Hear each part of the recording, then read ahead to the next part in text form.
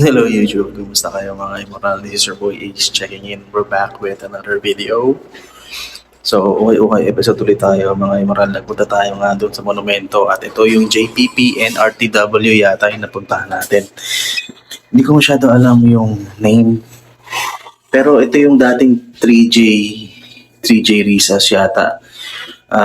Malapit na to dun sa may parang Skinita, no? Pero lalagay ko na lang yung link nung Gmaps dyan sa description. So, bago tayo mag-upisa, maraming salamat sa panonood at sa pag-click sa video. So, pakita ko na sa inyo mga available sa panos dito.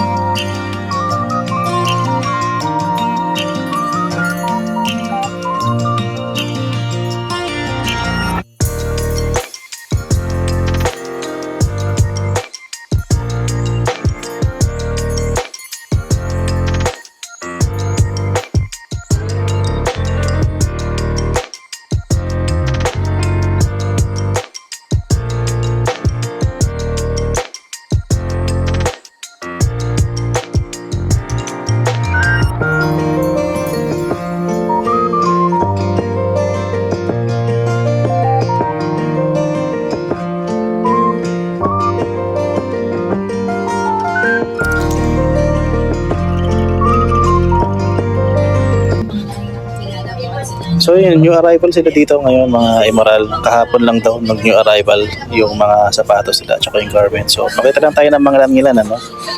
So ito size 7 ng Converse All-Star, 1,700 pesos. Hindi ko alam ano yan, Thunder ba yan? O Thunder tuloy, Lightning ba yan? O kung ano man yung pattern niya, pero ayan siya. Yun yung isa. Ito may Merrell dito.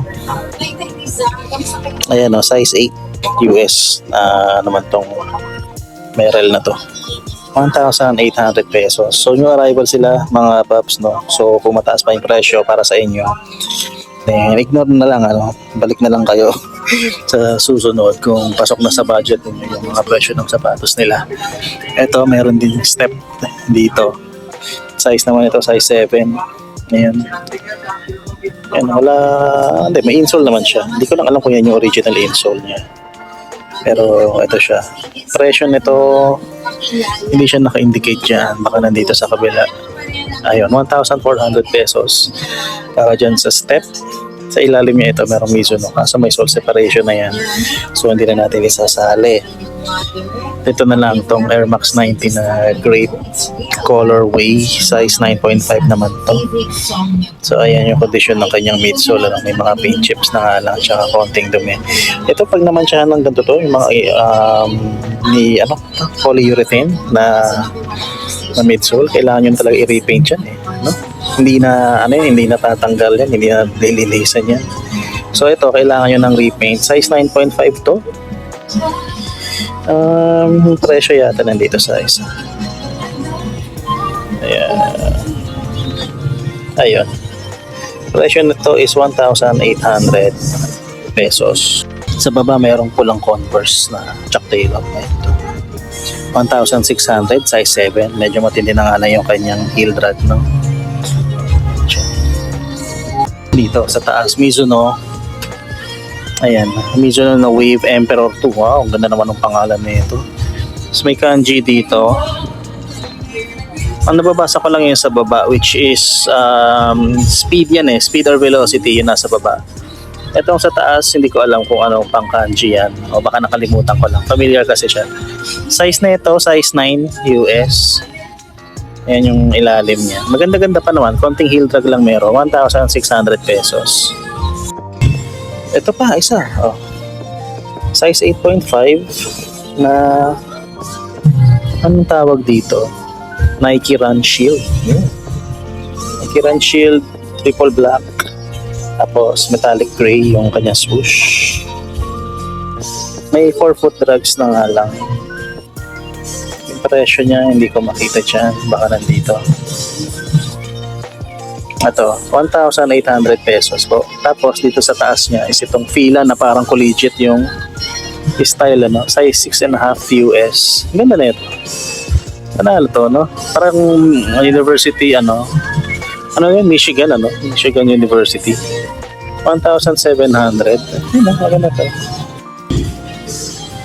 Turkey naman, mga Emerald. Size 7 US lang, no? Alam, maganda yung design na tong Erky na to. Hindi mo lang din makita yung branding niya, no? Kung hindi mo patitignan to.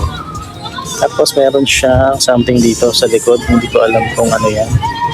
Ito, 1,400 pesos lang to. Another Mizuno. Ito naman, Sky Blaster 2 naman.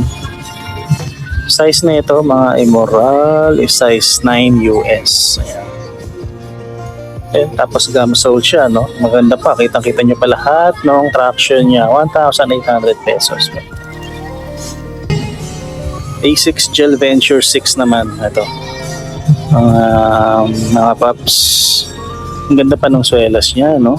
Kaso yung price baka nandun sa kabila. Tignan na lang natin yung size niya. Size nito 8.5 US. So gel din siya. Hindi ko alam kung saan pando dyan yung gel.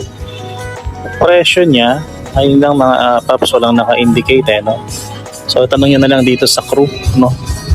Kung magkano to. Kasi maganda pa to, no? Natanggal lang yung gel dito. Like dun sa kabila. Pero ayan, meron pa naman dito. Anta. Nakaibang sneaker dito. Size 9. Usually, mga pang-basketball na Anta na nakikita nyo. Pero ito, ang ganda nito. Ang gaan, mga paps. Size 9 siya, tapos 1,600 pesos. Yellowing, oo. No? Pero, sobrang lightweight nito. Mukhang masarap siya sa paa. Dito, sa baba, merong Air Max Axis naman na, medyo rose gold yung kulay niya. Size 8.5 US men's. Yan yung ilalim. Yan yung likod. Maps nakalagay dito. May mga dumi lang, pero ilalim niya, may heel drag. 4-foot drags, wala namang gaano. 1,800 pesos. Tapos ito yung nangingibabaw dito. Itong Adidas GZ 500. Size 8 lang to, no? Munti ka na akong umiyak. Buti na lang maliit siya. Hindi ko siya iiyakan, no? Ayan yung ilalim niya. Solid na solid pa to. 1,800 pesos lang to, mga Emerald. Ang nilalang ko yung 1.8 na, no? Pero yun, solid na solid pa naman to. Gustuhin nyo. Tapos ayan, meron siya. Ito yung kapares niya. May konting hits na nga lang siya dito. Ayan, pero panalo naman, 1.8 Easy 500 utility black. Saan ka pa? Ito mga paps, meron pang Air Max 90 dito. Ito nag-paint na nga lang din. Chip na yung paint niya. Ang size naman nito, size 8.5. Nike Worldwide na Air Max 90. Ayan, no? Ang ganda pa to. Yun nga lang talaga yung problema niya, paint chips. And yung presyo nandito siguro sa kabila. Check natin dito. Ayan, nakita-kita nyo naman yung tumbok dito sa likod. Ayan, 1,200 lang. Mga Emerald. Size 8.5, no? Oh, ayun, may nagtatago dito. Air Max 90 ulit na sport blue ba to? Ganitong kulay. Ayan, no? 980 pesos. 980 pesos lang. Tingnan natin kung may issue. Ito yun. May isang issue niya. Wala naman akong sole separation na nakikita. Size 8 lang. Yun lang. Size 8 lang to mga paps. Pero kung pasado sa inyo, kahit merong ganitong issue, na yan, Air Max 90 na parang essential yata yan, no? Ultra essential. So ito yung kapares niya. Wala rin namang issue yung kapares. Maganda-ganda pa rin naman yung condition niya. Ayan siya. Ayan. Ganda na ito. Ito maliit lang na size 5.5 na running system ng Puma. Hindi siya pang babae, no? Hindi siya girly. Hindi siya girly. 980 pesos lang ito mga paps. Ito mga paps, Adidas Entropy ulit, size 9.5. Ano, maganda-ganda pa ito nga ganito. Ito na nga lang, 4 foot drugs na nga lang. Meron na siya dito. Pero, panalo pa naman. 1,700 nga pala, presyo niya. Ito, size 9.5 din ng Adidas tuloy. Nike Element React 55. Tsura na yun. Ulit pa rin, ano? 1,700 lang. A6 gel, gel Nimbus 23. Ayan, size 8.5 din to, mga paps. Ayan, 1,800. Maganda-ganda pa yung kanyang kondisyon, ano? Sa outsole pati. Okay pa to, pwede pang pantakbo siguro. Panlakad, pang zumba, pang training, pang gym. Ayan. Volleyball, gano'n. Marathon, kung ano man. Nike Zoom Pegasus ulit, size 9.5 naman. Ayan. Ito yung sexing itsura ng sapatos, ano? Puro patulis. Panalo pa rin to, kahit yung outsole niya, may heel drag lang ng konti. Pero yung 4 foot drags niya, meron din pero hindi ganun kalala. 1,800. Ito, hindi ko alam kung basketball sneaker, pero Puma yung brand niya. Size 10. Ano naman yung kanyang itsura. Heel drag meron na lang 2,200 pesos po. Ito, MMW na Nike Joyride. May nakalagay MMW. Parang Matthew Williams yata yan. Ni-research ko na yan kasi nakakita ako ng ganito sa JBL. Oo, nakita ko ng ganito sa JBL eh. Pero ito, malala na yung kanyang flat na eh. Presyo nito 1,800. Size 8. Zoom Winflow naman mga pop. Size 9 naman to. Ayan, no. Hindi ko alam kung anong kulay niya. Hindi siya white eh. Hindi rin siya pink. Pero may pagkaganon, parang halo. Ayan yung ilalim. Maganda pa naman yung kondisyon ng sapatos. Siguro yung presyo niya is nandito sa kabila. Ayan, 1,800 pesos. Tapos merong malaking fila dito. Basketball shoes din yata to. Ang laki niya pero 8.5 lang to. Mga paps. Goodyear pa yung kanya. Suelas. Presyo niya is 1,800 pesos. Gucci oh. Gucci ba talaga to? Size 44 siya nakalagay. 1,600. Hindi yata siya Gucci. Anta running shoes naman. Size 8 lang naman to. Presyo nito 1,700. Yan po yung condition ng kanyang outsole. Ang kulit na ng itsura. Parang wavy. Ayan po yung branding niya dito sa gilid. Ito na naman punit yung kanyang upper. Okay naman to. Isa pang A6 mga paps. Ang laki nito, size 11 pero parang ang haba-haba niya tignan. Okay naman siya. Matindi na nga lang yung kanyang put-put no, sa outsole. 1,800 pa rin yung presyo niya dito. Ito, A6 din mga paps. Yung isang sapatos na kunin natin para hindi, 1,800 yan. 1,800. So, ayan. Size 8.5 siya. Gel Pulse 9 pangalan ng sapatos. So, yun yung itsura niya sa likod. Niya dito. Ayan, outsole. Adidas Ultra Boost po. Climacool, no? Size 7.5.